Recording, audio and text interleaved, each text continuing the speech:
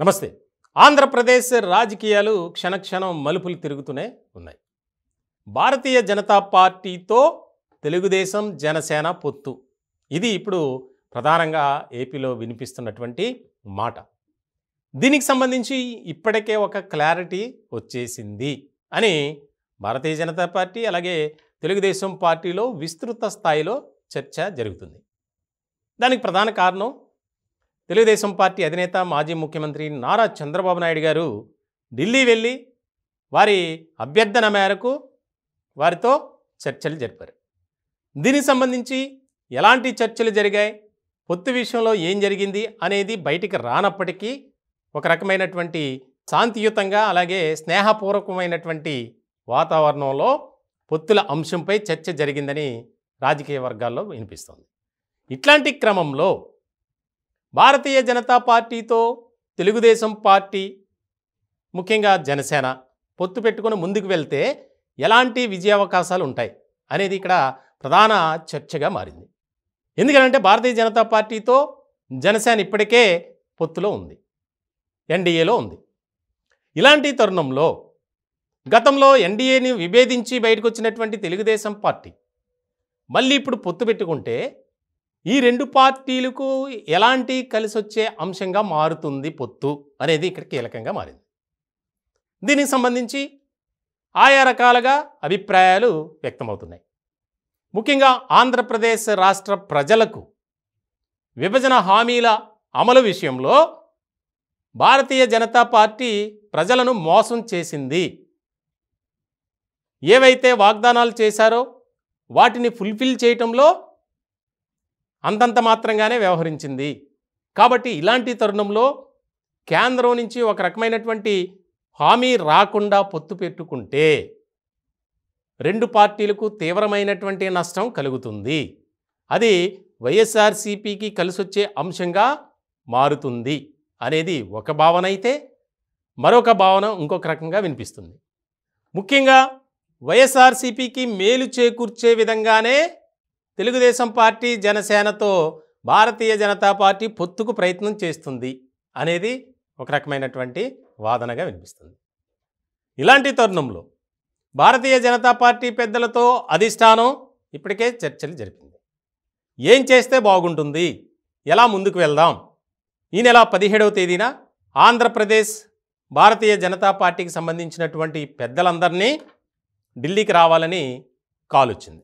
ఇట్లాంటి సందర్భంలో ఆంధ్రప్రదేశ్ రాష్ట్ర ప్రజలకు ఒక హామీ ఏదైనా ఇస్తే గనక ఒక రకమైనటువంటి ఫలితాలు ఉంటాయి. ఆ విషయంలోనే మొన్న వెళ్ళినప్పుడు నారా చంద్రబాబు నాయుడు గారు కూడా ఇదే అంశాన్ని తెర మీదకి తీసుకొచ్చారు.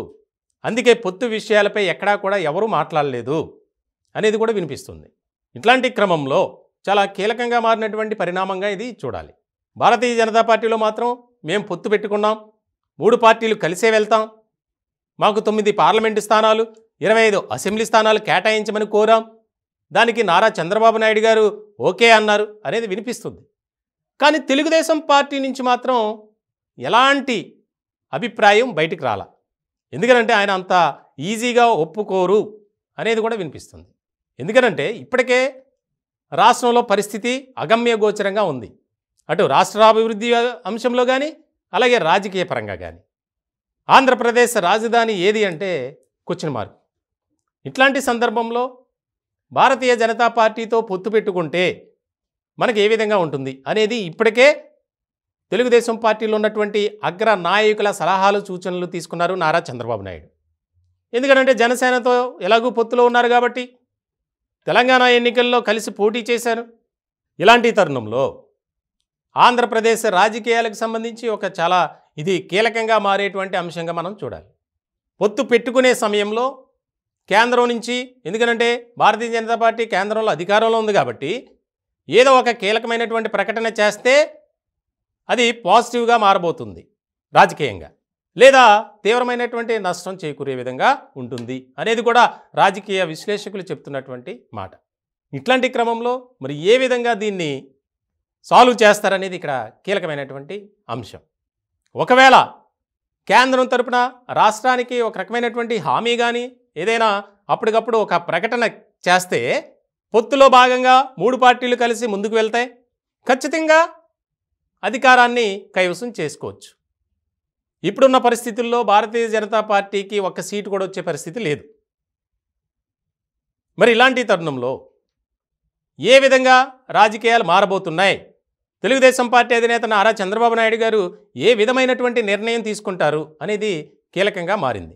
మొన్న జరిగినటువంటి చర్చల్లో ఏ రకమైనటువంటి పాజిటివ్గా మాట్లాడుకోలేదు. అంటే చర్చలు జరిగినప్పటికీ అంగీకారాన్ని మాత్రం తెలపల. సో ఇలాంటి నేపథ్యంలో 3 పార్టీలు పొత్తు అంశానికి సంబంధించి ఒక ఆసక్తికరమైనటువంటి చర్చ జరుగుతుంది ఏపీ రాజకీయ వర్గాల్లో. సో చూడాలి ఏం జరుగుతుంది, ఎలా మారుతుంది, ఒకవేళ పొత్తు పెట్టుకుంటే ఎన్ని సీట్ల సర్దుబాటు వ్యవహారం. ఇప్పటికే తెలుగుదేశం పార్టీ జనసేనకు సంబంధించి కొంత హెడ్ఏక్గా మారింది. సీట్ల సర్దుబాటు, ఏ నియోజకవర్గంలో ఎవరు పోటీ చేయాలనే దానిపై. ఇలాంటి సందర్భంలో భారతీయ జనతా పార్టీ వస్తే వీరు కోరినటువంటి స్థానాలే అడిగితే మళ్ళీ అదొక పెద్ద తలనొప్పి. చూడాలి మొత్తానికి ఏం జరుగుతుంది, ఏం జరగబోతుంది అనేది కీలకమైనటువంటి అంశంగా మనం చూడాలి. ఒకవేళ పొత్తు పెట్టుకుంటే మాత్రం రాష్ట్ర ప్రజలకి ఒక రకమైనటువంటి హామీ ఇవ్వాలి. ఇచ్చిన తర్వాతే పొత్తు అంశం గురించి మాట్లాడదాం అనేది కూడా బాగా వినిపిస్తుంది. మొన్న నారా చంద్రబాబు నాయుడు గారు ఇదే అంశాన్ని భారతీయ జనతా పార్టీ పెద్దల ముందు ఉంచి వచ్చారు. అందుకే వారికి ఆలోచించుకునే టైం ఇచ్చాం. ఏపీ బీజేపీ నేతలతో కూడా భారతీయ జనతా పార్టీ పెద్దలు చర్చలు జరిపారు. ఏదో ఒక రకమైనటువంటి పాజిటివ్ వేవ్ అనేది ఉంటుంది ఖచ్చితంగా అనేది తెలుగుదేశం పార్టీలో వినిపిస్తుంది. మరొక 3-4 రోజుల్లోనే దీనిపై ఒక క్లారిటీ వచ్చే అవకాశాలు కూడా కనిపిస్తున్నాయి.